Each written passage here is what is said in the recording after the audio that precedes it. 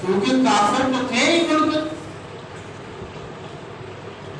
جب اللہ کے نبی نے رشتے دیے دیکھنے والے صحابہ، جن سے اپنے لیے رشتہ لیا دیکھنے والے صحابہ، اور خطبہ پڑھا یا کسی صحابی نے پڑھا اور دیکھنے والے صحابہ، میرے نبی کا گھرانہ بھی اعلیٰ، شہر بھی اعلیٰ، فرمان بھی اعلیٰ، فرمودات بھی اعلیٰ، تعلیمات بھی اعلیٰ، ملفوظات بھی اعلیٰ، یمین کا اشارہ بھی اعلیٰ، یسار کا اشارہ بھی اعلیٰ، اور چاند کی طرف اشارہ بھی اعلیٰ۔ زمین پر بارہ کا فرمایا، معلوم نہیں ہے پہاڑ تم کیوں کانپ رہے ہو، میں بھی جنتی اور میرے ساتھ والے اوپر جو دو کھڑے ہیں یہ بھی جنتی۔ یہ فرمان بھی اعلیٰ، حضور کی فیملی بھی اعلیٰ، حضور کا مصلح بھی اعلیٰ، حضور کا تدبر بھی اعلیٰ، حضور کی فراست بھی اعلیٰ، حضور کی حفاظت بھی اعلیٰ، حضور کی امامت بھی اعلیٰ، حضور کی معصومیت بھی اعلیٰ، حضور کی نبوت بھی اعلیٰ، حضور کی رسالت بھی اعلیٰ، حضور پر جو قرآن اترا وہ بھی اعلیٰ، حضور کا شہر بھی اعلیٰ، حضور صلی اللہ علیہ وسلم کی ازواج بھی اعلیٰ، ابناء بھی اعلیٰ، بنات بھی اعلیٰ، اصحاب بھی اعلیٰ، آپ بھی اعلیٰ، اور آپ کے سارے یار صحابہ کرام بھی اعلیٰ۔ سبحان اللہ۔ اب تھوڑی سی آپ توجہ کر لیجئے کہ میں نے اعلیٰ کیوں کہا۔ مشکوٰۃ شریف میں واضح طور پر ایک حدیث موجود ہے جو صاحبان مطالعہ ہیں وہ جانتے ہو۔ آپ نے فرمایا کہ بعد میں آنے والے لوگ اگر سونے کا پہاڑ بھی اللہ کی راہ میں خرچ کریں اور میرا صحابی کھجور کی گٹھلی یا کھجور کا کچھ حصہ راہ خدا میں خرچ کرے تو وہ سونے کا پہاڑ اس کھجور کے برابر نہیں ہو سکتا۔ کیوں؟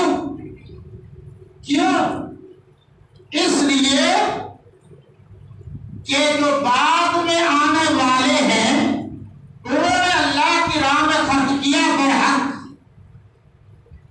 لیکن جنہوں نے کھجور خرچ کی انہوں نے براہ راست میرے نبی کی زیارت کی ہے۔ ساری کائنات کی نیکیاں ایک طرف، میرے آقا اور مولا کا کروڑویں درجے میں زیارت اور دیکھنا ایک طرف، صحابہ کی عزت اس لیے ہے کہ اللہ نے ان کو براہ راست میرے نبی کو دیکھنے کا موقع فراہم کیا ہے۔ اصل بات یہ آج ہم کہتے ہیں ہم قاری رحیم بخش صاحب رحمۃ اللہ علیہ کے شاگرد ہیں، مولانا خیر محمد جلندری رحمۃ اللہ علیہ کے شاگرد ہیں۔ وہ اتنے بڑے آدمی تھے کہ آج ان کا ذکر کرنے سے لوگوں کے دلوں میں ان کی عظمت بیٹھ جاتی۔ اگر صحابہ کرام نہ ہوتے تو قرآن ہم تک کون پہنچاتا؟ پوری دنیا میں اپنے گھر بار چھوڑ کر دین کی تبلیغ کرنے والے صحابہ تھے،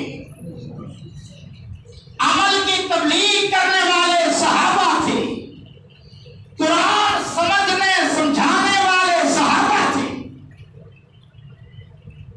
میں نے ایک مرتبہ اس بات کی تحقیق کی جو دور دراز آپ کے ملتان میں بھی صحابہ کرام رضوان اللہ تعالی علیہ مجمعین تشریف لائے تھے،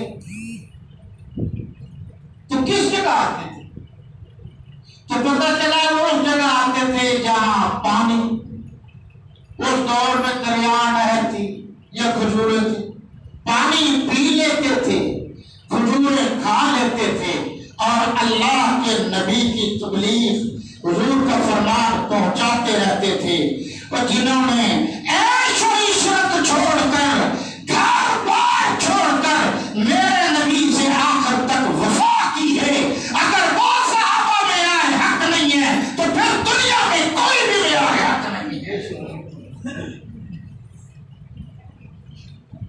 دلیل سے اگر کوئی ہم سے بات کرنا چاہے تو ہم تو ایک طویل عرصے سے حاضر ہیں۔ اب آپ بتائیے کہ قرآن کے بعد کسی دلیل کی ضرورت ہے؟ سب سے بڑی کتاب ہی قرآن ہے، اتھینٹک بک تو قرآن ہے، مستند کتاب قرآن ہے، حقائق سے پردہ ہٹانے والی یعنی حقائق کو ظاہر کرنے والی چیز قرآن ہے، سائنس کے فارمولے جس کتاب میں ہیں وہ قرآن ہے، ٹیکنالوجی کی موجودہ تمام چیزیں قرآن میں ہیں، مسخر کرنا ہوا و فضا کا کیسے ہے قرآن میں ہے، بار بار کا ذکر قرآن میں ہے، ایمانیات کا ذکر قرآن میں ہے، عبادات کا ذکر قرآن میں ہے، نظریات کا ذکر قرآن میں ہے، اخلاقیات کا ذکر قرآن میں ہے، معاملات کا ذکر قرآن میں ہے، صحابہ کے ایمان کو معیار حق کہنا بھی قرآن میں ہے۔ قرآن کو چھوڑ کر کسی اور جگہ جانے کی ضرورت ہی نہیں ہے۔ چلیں آپ کے لیے تھوڑا سا اشارہ کافی، وقت نہیں ہے۔ ہمارے جو دوست ملک ہے ترکی،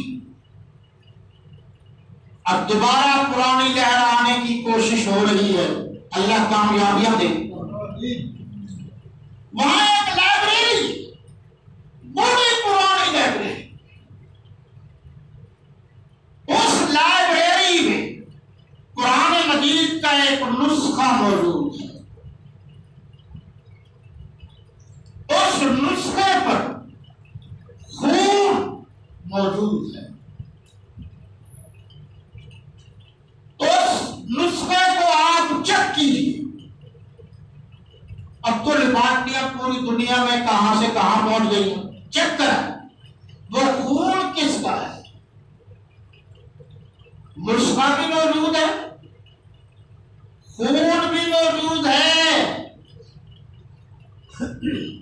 اور وہ خون سیدنا عثمان ابن عفان رضی اللہ عنہ کا ہے۔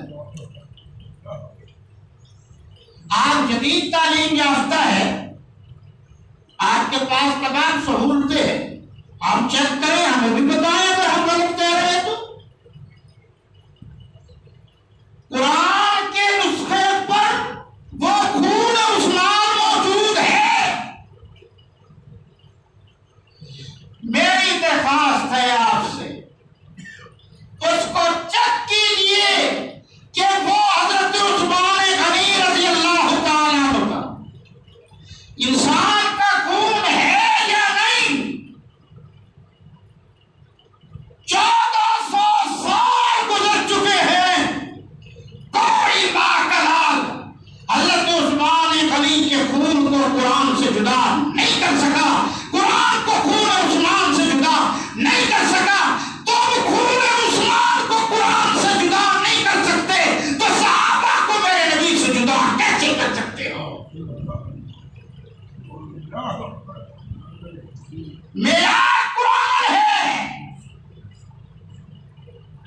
آقا سے صحابہ کو جدا کر دو گے تو میرے نبی کی جماعت کون سی ہوگی؟ ناراض نہ ہونا، قرآن نے کہا اولئک حزب اللہ، الا ان حزب اللہ هم المفلحون۔